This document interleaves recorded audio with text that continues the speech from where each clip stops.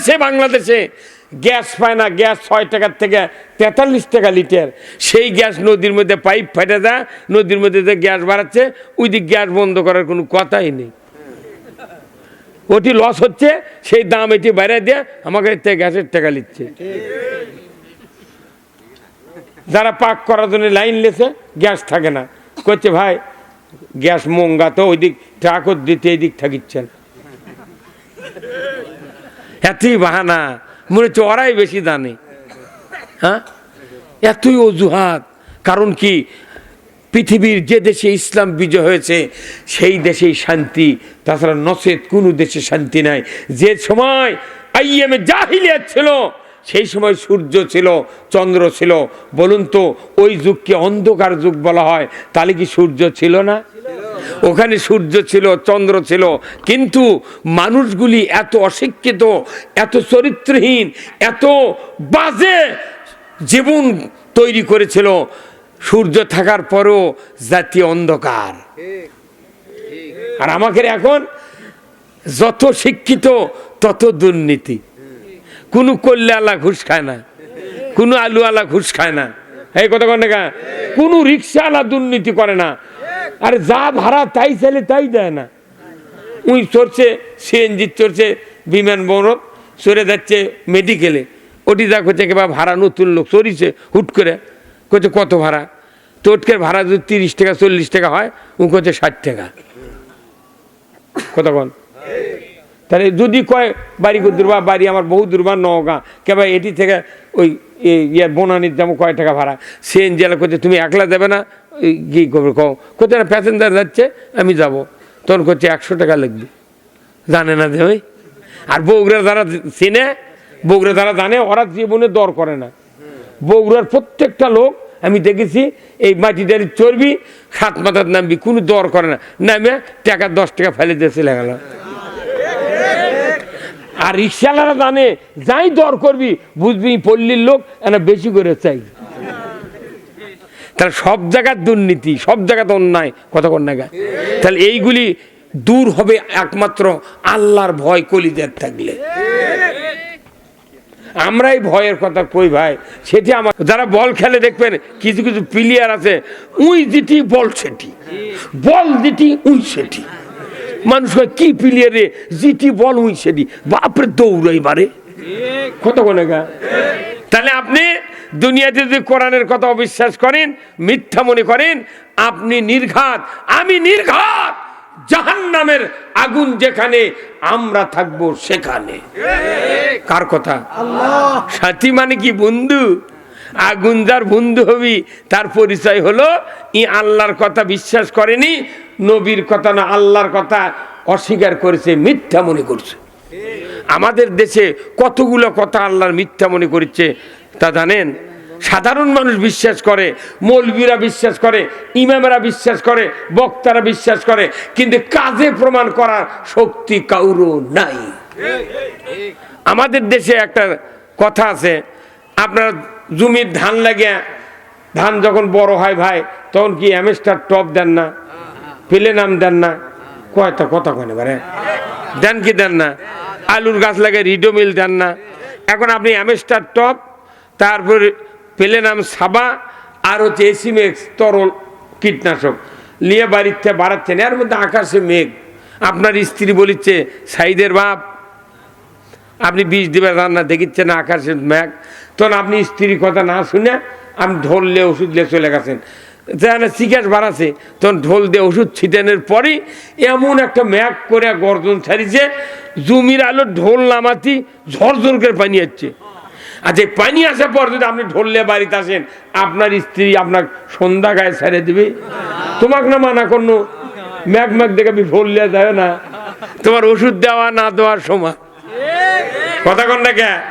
এই বাংলাদেশের সাইদির থেকে শুরু করে যত বক্তা আছে, আব্দুল্লাহ আলমিন, বজলুর রশিদ যুক্তিবাদী, সালাম যুক্তিবাদী, ওই যে সন্ধ্যাবাড়ি রাসূল আব্দুল ইবনে কাসেম, ওই যত ইমাম মুয়াজ্জিন যত বক্তা আছে, আমরা তো অ্যামেস্টার টপ, পেলেনাম ওষুধ, তার কীটনাশক দিচ্ছি, ছাতারা ভিটটাকে দিচ্ছি যাতে মানুষের মধ্যে পোকা না ধরে, ফলন যাতে বাড়ে, দানা যাতে ইমানদারের ভালো হয়।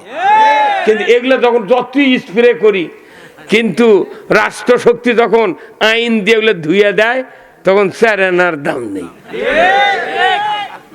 আমরা ওষুধ দিয়ে কি করবো? ওরাই তো করিচ্ছে অকাম। ওরা সুদ হারাম করে না, পর্দা ফরজ করে না, চুরি বন্ধ করে না, দুর্নীতি বন্ধ করে না, কোনো কিছু বন্ধ করে না। ওরা কয় তোরা পাগলের লাগান বকে যা, কাম আছে আমার হাত। এবার কথা কয় ভাই গেল কথা করতে কথা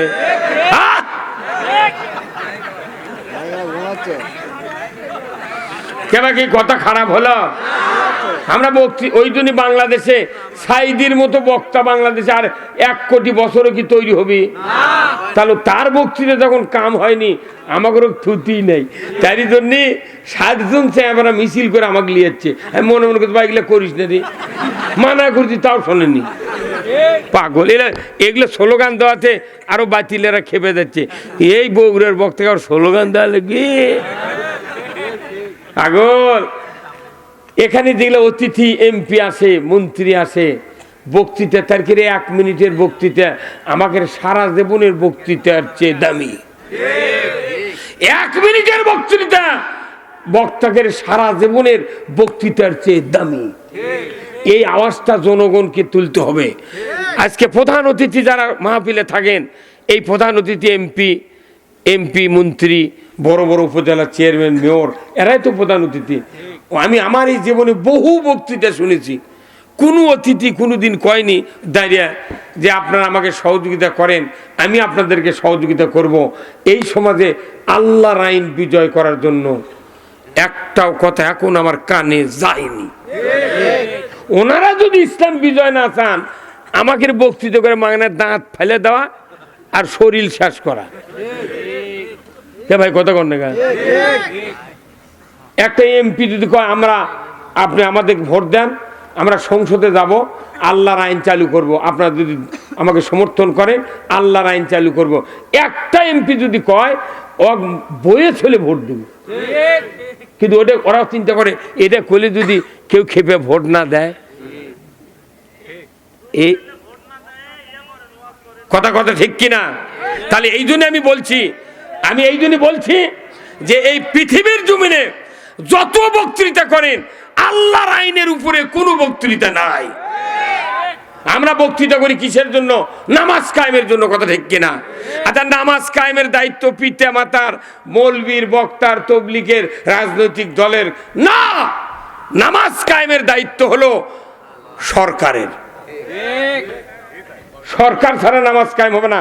সূরা আল হজ 41 নম্বর আয়াত আপনারা বার করে দেখেন। সূরা হজ আল্লাহ তাআলা বলছেন যে আল্লাযীনা ইম্মাক্কান্নাহুম ফিল আরদ আকামুস সালাতা ওয়া আতাউয যাকাতা ওয়া আমারু বিল মারুফ ওয়া নাহু আনিল মুনকার ওয়া লিল্লাহি আকিবাতুল উমুর। জোরে কন্না মারহাবা। কার কথা? আল্লাহর। সূরা হজ আল্লাহ তাআলা বলছেন, যদি তুমি মুসলমান হও, দেশের প্রধানমন্ত্রী হও, সরকার হও, প্রেসিডেন্ট হও, ক্ষমতায় যাও, তুমি 4টা আইন চালু করবে। 1 নম্বর হলো নামাজ কায়েম করবে, 2 নম্বর হলো যাকাত আদায় করবে, 3 নম্বর হলো ন্যায়ের আদেশ করবে, 4র্থ নম্বর অন্যায় বারণ করবে। এই 4টা আইন যদি কোনো দেশের কোনো মুসলমান সরকার কায়েম করে, আমার আল্লাহ বলছেন ওয়ালিল্লাহি আকিবাতুল উমুর, আমি আল্লাহ বলছি আমার পক্ষ থেকে তোমাদেরকে একটা বড় ধরনের আদেশ দিয়ে দিলাম। জোরে কোন আল্লাহু আকবার। আল্লাহ বড় ধরনের আদেশ দিতে সরকারের উপর। সরকার নামাজ কায়েম করবি, আর আমরা নামাজ কায়েমের জন্য আর 54 বছর হলে বক্তৃতা দিয়ে দেখা যাচ্ছে বক্তার বেটাই বেনামাজি, ইমামের বেটা ডবল বেনামাজি, মুয়াজ্জিনের বেটা রিডবল বেনামাজি, মোতাল্লির বেটা টিপুল বেনামাজি, হাজির বেটা ওযুই জানে না।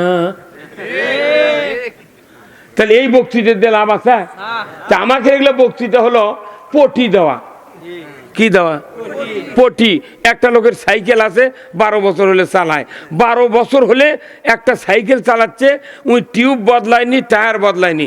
টিউবটাও ভালো চলে, চায় না টিউব, কিন্তু টিউব মাঝে মধ্যে কানা হতে পটি দেয়, কানা হয়, পটি দেয়, দিতে 11টা পটি দিছে।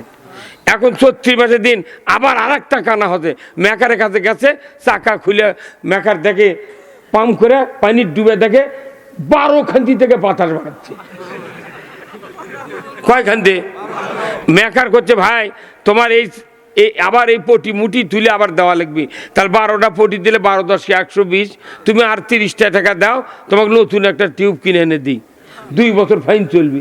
উনি তখন করছে তোমার মাথা ঠিক আছে, এই সাইকেল এই টিউবের সাথে আমার মন মগজ মিশে গেছে, আমি জীবনেও বদলামো না, তুই পটির বুর পটি দিব, আমি চালাবো সাইকেল, তোর কি বাইছে। তখন মেকার করছে আমি টাকা পাওয়া দেওয়ার কথা, আমার বুদ্ধি তো শুনলু না। উনি আবার ওরে 12টা পতি দিয়ে ছেড়ে দিতে 120 টাকা লেছে, নিয়ে উনি চলে গেছে 34 মাসের দিন আর ওই ইয়ার বাড়ির শ্বশুর বাড়ির যায়, দেওয়ালের সাথে হেলান দিয়ে থসে। 34 মাসে রোদ আসে ওই ওই টিউব আবার লিক হয়ে গেছে কোন দিবেন। উনি তখন আসরে নামাজ পড়ে আসিচ্ছে বাড়ির, তেমন দেখে সাইকেলের পাম্প নাই। শ্বশুর কইতে আব্বা পাম্পার আছে, কইতে আমার সাইকেলই নাই, পাম্পার পাম্প কোনটি এ হয়, ওই পাম্প নাই। তখন পেলে নিয়ে আসিচ্ছে, আচ্ছা 120 দিছু, 20 টাকার ভ্যান ভাড়া, তাহলে কত গেল? 40 হলো, আর 10 টাকা দিলি তো নতুন টিউব পেলেন। বলছে না এটাই আমাকে এগুলো বক্তৃতা দিলে বাংলাদেশের, এগুলো পুরানো টিউব পটি দেওয়া। ওই বদলুর দেখ করছে নামাজ পড়বেন পটি, যুক্তিবাদী করছে সুদ হারাম করবেন পটি, আব্দুল্লাহ আলমিন করছে কেরায়েত ভালো করে শেখেন পটি, আর একজন করছে জুম্মাত স্যান্ডেল চুরি করবেন না পটি। এলে পটির খরচ বেশি করে, এলে পটি দিয়ে নিতে বহু টাকা লাগিচ্ছে, আর নতুন কিনলে টাকাই লাগবে না। নতুন মানে কি, সংসদে আইন পাস হয়, আপনার 1 মিনিটে নামাজ কায়েম হবে। সরকার যদি আইন করে আজ থেকে এই বাংলাদেশে আইনের মাধ্যমে নামাজ কায়েম করা হলো, যে ব্যক্তি 1 ওয়াক্ত নামাজ করবে ফাতরা পরিমাণ 120 টাকা জরিমানা, 1 ওয়াক্তের জন্য 2.5 ঘন্টা হাজুত, 6 ওয়াক্তের জন্য 15 ঘন্টা হাজুত, 6 ওয়াক্তের জন্য 720 টাকা জরিমানা। ইমাম সাহেব, মুয়াজ্জিন সাহেব, আপনাদেরকে দায়িত্ব দেওয়া হলো 1 ওয়াক্ত নামাজ কাজা করবে যারা, 5টা গ্যারান্টি দেওয়া হবে আগে, খাদ্য, বস্ত্র, চিকিৎসা, শিক্ষা, বাসস্থান।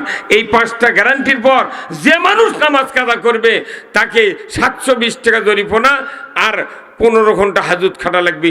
ইমাম সাহেব, মুয়াজ্জিন সাহেব, আপনাদেরকে দায়িত্ব দেওয়া হলো আগামীকাল 8টার মধ্যে বেনামাজির তালিকা সদর থানার ওসির কাছে দিয়ে দেবেন। 3:30টার সময় উঠবি, আজানি দেওয়া লাগবে না মানে। তাহলে এই কামটা সরকার ছাড়া পারবি? আপনার দেখেন না কেন, এই যেদিন এই নির্বাচনের তফসিল ঘোষণা হতে সিইসি বলছে যে 72 ঘন্টার মধ্যে হ্যান্ডবিল, পোস্টাল, ব্যানার যার যেটি আছে নামাও।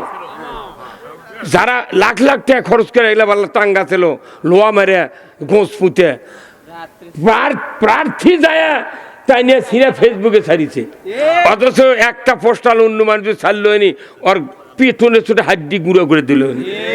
এটা হচ্ছে সরকারের আইন, মানে না এটা বুঝাবার লাগিচ্ছি। আমি কি ভোট করবে যাচ্ছি পাগল? এটা বক্তৃতা করে মানে তোমাকেই টাকা বেশি লেগেছে। কি আমি খারাপ কথা কোনো মানা? আমি তো 47 বছরে বক্তৃতা করেছি, 48 পড়ছে। আমার গাঁওতি কমপক্ষে 300 বেনামাজি আছে, আর আমার গ্রামত 15.5 বেশি কিস্তির টাকা লেখাচ্ছে। ওর কি একজনের অজু নাই, একজনেরও নামাজ হবে না। সুদে সুদ করেছে আল্লাহ হারাম, ওই লোকগুলো দোজখত যাবি, নামাজ হবে না। আপনি কোন তো অজু করে বাই ছাড়লে অজু থাকে? তাহলে ইমান এনে সুদ খেলে ইমান থাকে? রোজা থেকে দুপুরে ভাত খেলে রোজা থাকে? তা আপনি এটা বোঝেন তো ওটা বোঝেন না গে?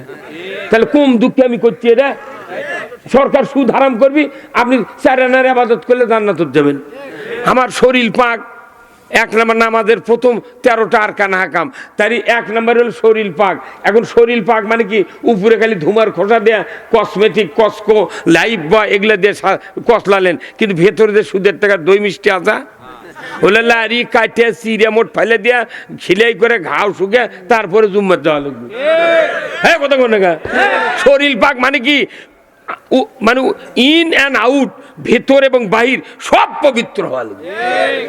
খালি গাওত সাবান দিলে হবে না, মানে এই কথাটা শুনবার গেলে ওই জন্য তো কোনো এগুলো আসল কথা কলি কয় চাচা চড়ার থেকে নামো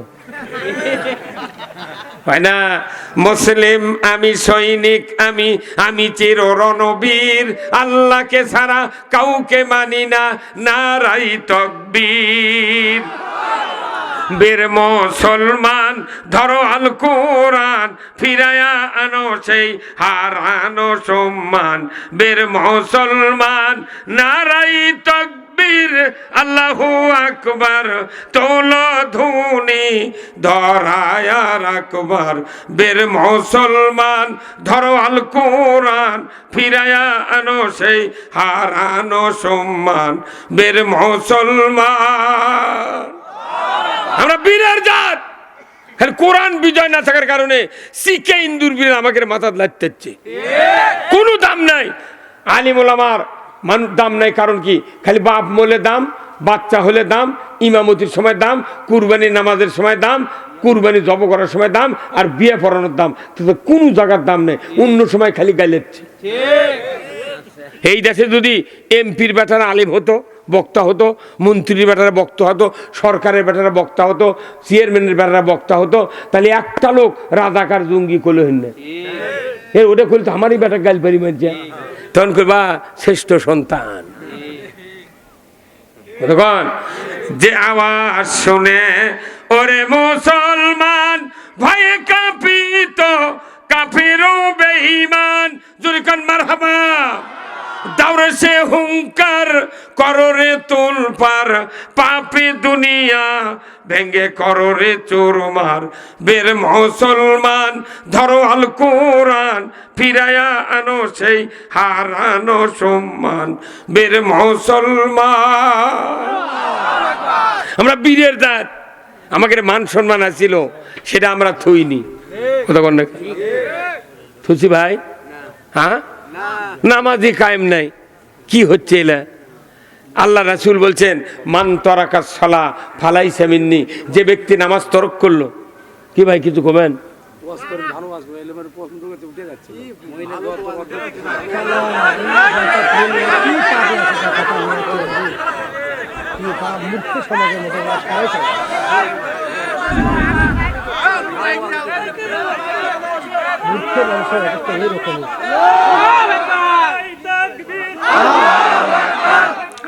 সমাধান দিতে পারে আল কোরআন।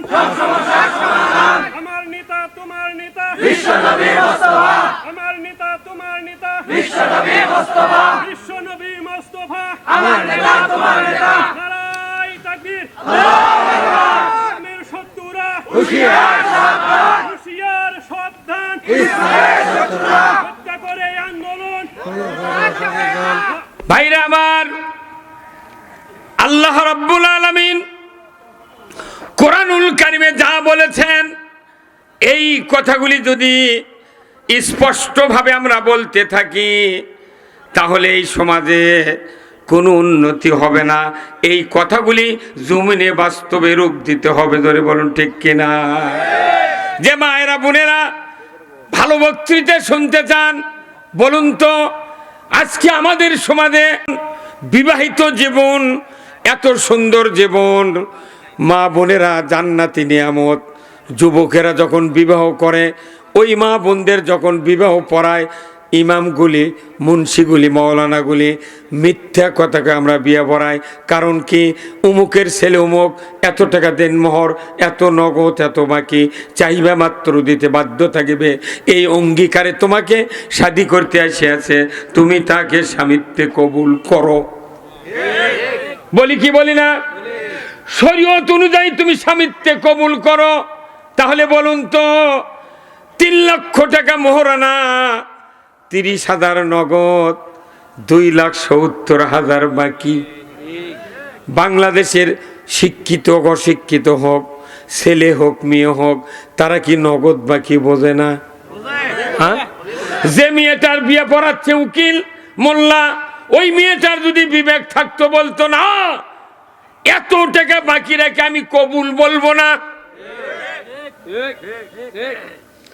তাহলে ওই যুবকের পালসার মিস দুপুরে খাওয়াও মিস।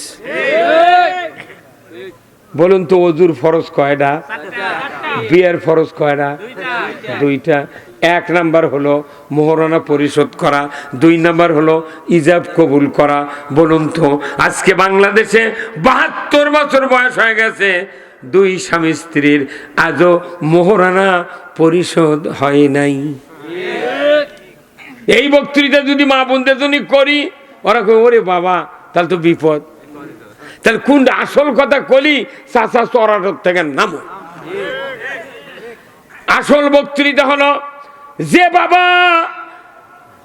2,70,000 টাকা বাকি রাখিয়া ওই জান্নাতি নিয়ামত তার কন্যা নাসিমা, তার কন্যা খাদিজা, তার কন্যা হলো আলিয়াকে জান্নাতি একটা নিয়ামত একটা যুবকের সাথে বাকি বিবাহ দিল।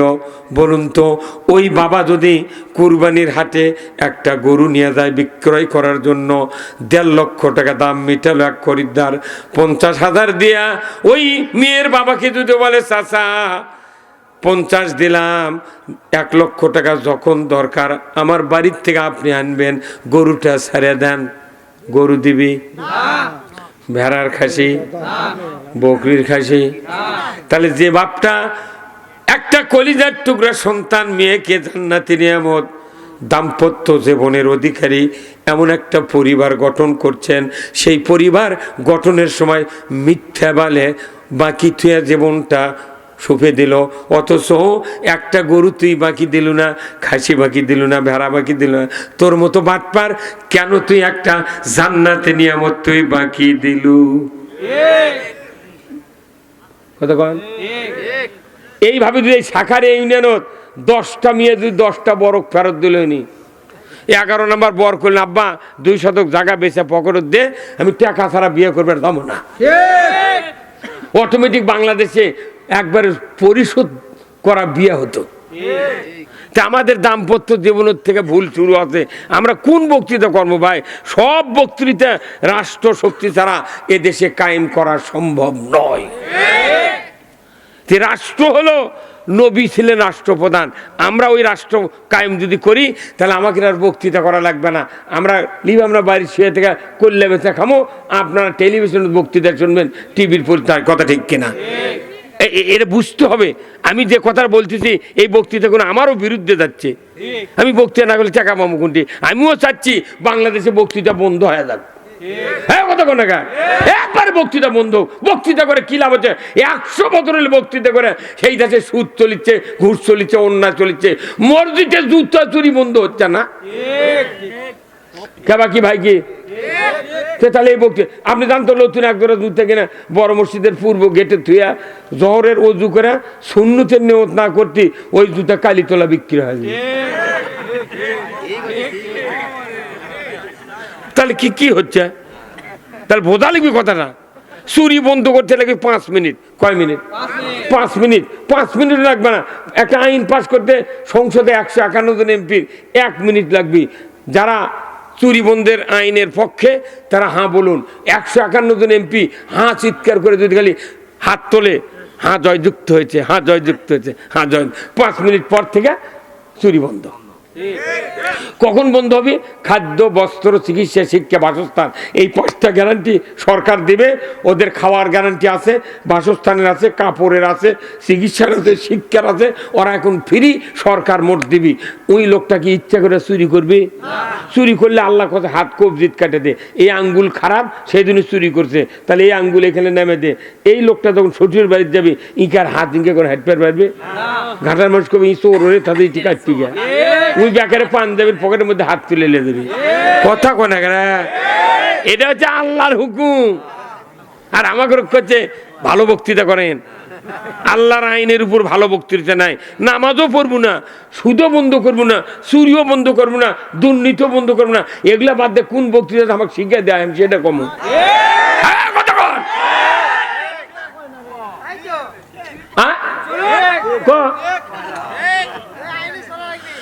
আল্লাহর নবী মসজিদে নববীতে একজন ইমাম ছিলেন, যে মসজিদে ইমামতি করার কারণে 1 রাকাত নামাজ কিয়ামত পর্যন্ত মসজিদে নববীতে কোনো হাজি আর হাজারনি যদি পাঠ আদায় করে, নবীজি বলেছেন কিয়ামত পর্যন্ত ওই বান্দা, যত বান্দা নামাজ পড়বে এক রাকাত, মসজিদে নববীতে 50,000 রাকাতের সওয়াব। আল্লাহর নবী যে জায়গায় শুয়ে আছেন, হযরতে আয়েশা সিদ্দিকা রাদিয়াল্লাহু তাআলা আনহার হুজরাখানার ভেতরে, ওখানে থেকে উনি হেঁটে হেঁটে মসজিদে নববীতে মেহরাবে উঠেন, খুতবা দিয়েছেন। এই রাস্তার দূরত্ব হলো 22 ফিট, 11 ফিট চওড়া। নবী একজন রসুল, একজন সরকার, একজন সেনাপ্রধান, একজন রাষ্ট্রপ্রধান, উনি হেঁটে হেঁটে খুতবা দিয়েছেন মসজিদে নববীর মেহরাবে।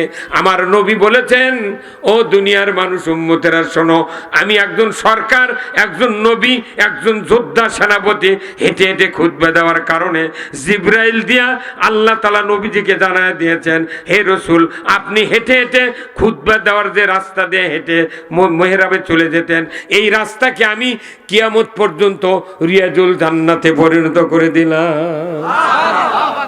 সরকার হেঁটে আসছে, জান্নাত হয়ে গেছে। সুবহানাল্লাহ।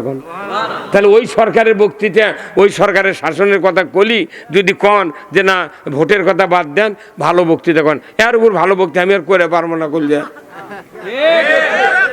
জান্নাতে যাওয়ার বক্তৃতা, দুনিয়ায় শান্তি দেওয়ার বক্তৃতা করলি, তখন কবি চাচা চড়াটার থেকে নামো। অথচ হ্যান্ডবেলত লেখা আছে দোজাহানের কামিয়াবি হাসিল করুন। আগে দুনিয়ার বক্তৃতা হবে, দুনিয়া ভালো হয়ে যাবে, তারপর আখেরাত। যে মানুষের দুনিয়ায় শান্তি নাই, এই মানুষের আখেরাতে মুক্তি নাই। নামাজি যদি কায়েম না হয়, আমি আখেরাতে কেমনি মুক্তি পাবো?